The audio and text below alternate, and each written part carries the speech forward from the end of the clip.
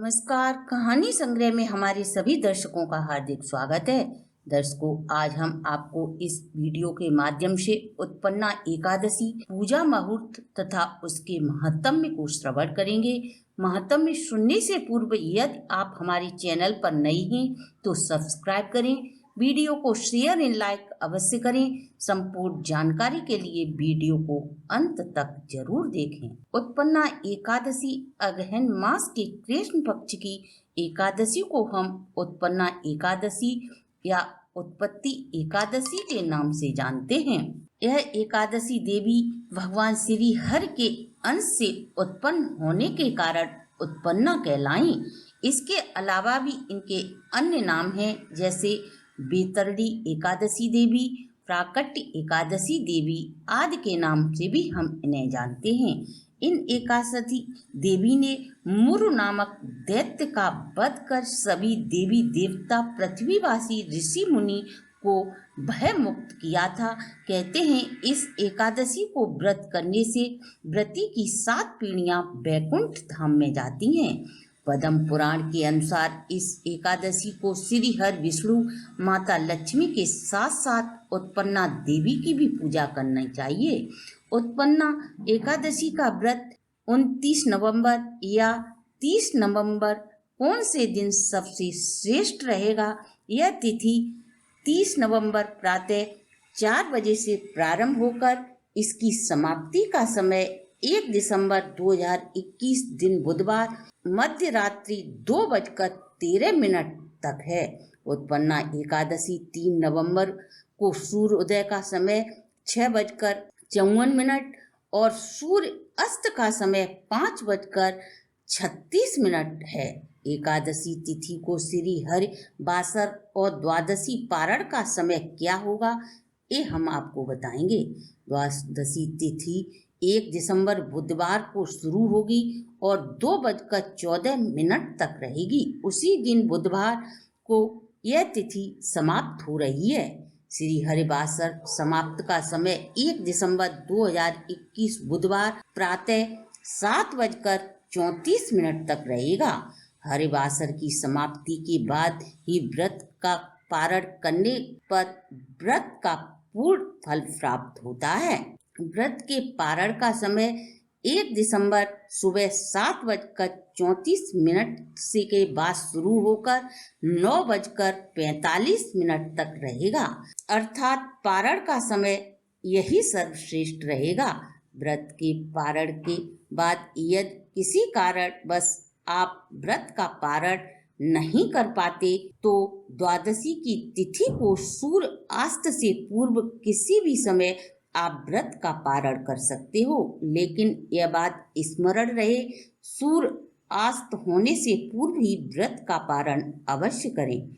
एकादशी का व्रत जो भी व्यक्ति करता है उसे 10वीं तिथि को ही व्रत के नियमों का पालन करना चाहिए। 10वीं की शाम को बिना नमक का भोजन ग्रहण कर 10वीं तिथि को ही शाम को खाना खाने के बाद ब्रश आदि जो भी आप करते हैं 10वीं शाम को ही कर लें। एकादशी को दांतों व ब्रश करना वर्जित है। एकादशी तिथि को श्री हरि को तुलसी का दल अवश्य अर्पण करें, पर एकादशी को तुलसी का दल नहीं तोड़े जाते। ऐसे में आप 10वीं को ही तुलसी दल तोड़कर रख लें। एकादशी तिथि सुबह ब्रह्म मुहूर्त में जागकर नित्य क्रिया से निवृत्त होकर स्नान आदि कर व्रत का श्री हरि के समक्ष संकल्प जरूर लें। हे प्रभु, मैं आपकी महान कृपा प्राप्त करने वाले महापुण्यदायी एकादशी का व्रत करना चाहती हूँ। कृपा करके आप मेरा व्रत पूर्ण करने में मेरी सहायता करें और आपकी जो भी मनोकामना हो वह श्री के समक्ष प्रार्थना करें। एकादशी के व्रत करने वाले दिन सूर्य नारायण को जल अवश्य अर्पित करें। एकादशी को प्राय यदि हो सके तो किसी पवित्र नदी, तालाब या कुएं में स्नान करना चाहिए। यह सभी व्रती के लिए संभव नहीं हो सकता, इसलिए आप घर पर भी स्नान के पानी में 1 ढक्कन गंगा जल डाल लें, जिससे आपको गंगा स्नान का फल प्राप्त हो जाएगा। स्नान आदि कर श्री हरि और माता लक्ष्मी के साथ साथ गणेश जी का पूजन भी करें। श्री हरि को पीले पुष्पों की माला पहनाएं व गंध पुष्प अगर पान सुगंधित इत्र से माता लक्ष्मी का पूजन कर श्री गणेश जी को मोदक का सर्वप्रथम भोग लगाएं। यदि आप इस दिन मंदिर न जा सको तो अपने घर पर ही श्री हरि की प्रतिमा या कैलेंडर जो भी आपके पास है उस पर गंगा जल छिड़क कर उसे पोंछ कर, अगर मूर्ति है तो आप उसे पंचामृत से स्नान कराएं।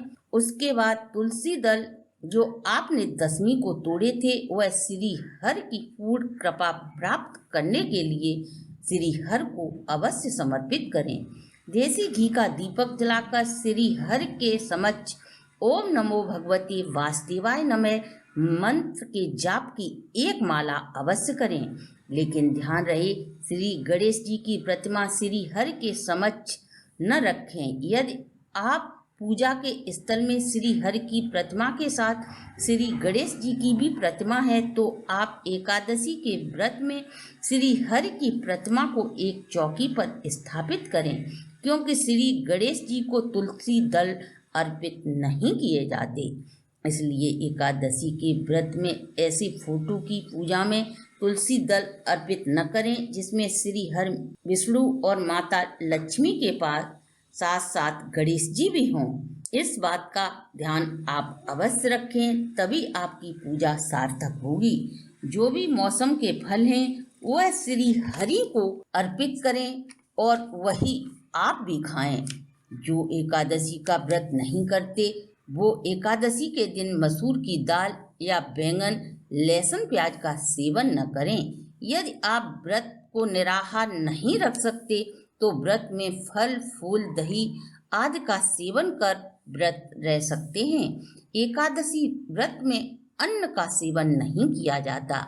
यदि एकादशी का व्रत विधि पूर्वक आपने कर लिया तो मनुष्य को पूरी साल की एकादशी के व्रत के बराबर उत्पन्ना एकादशी का व्रत रखने पर फल की प्राप्ति होती है। इसलिए एकादशी में भूल कर भी अन्न ग्रहण नहीं करना चाहिए। दर्शकों, ये थी उत्पन्ना एकादशी व्रत का महत्तम शुभ मुहूर्त। यदि आपको हमारी ये प्रस्तुति अच्छी लगी हो तो आप हमारे चैनल को लाइक, सब्सक्राइब और शेयर करें।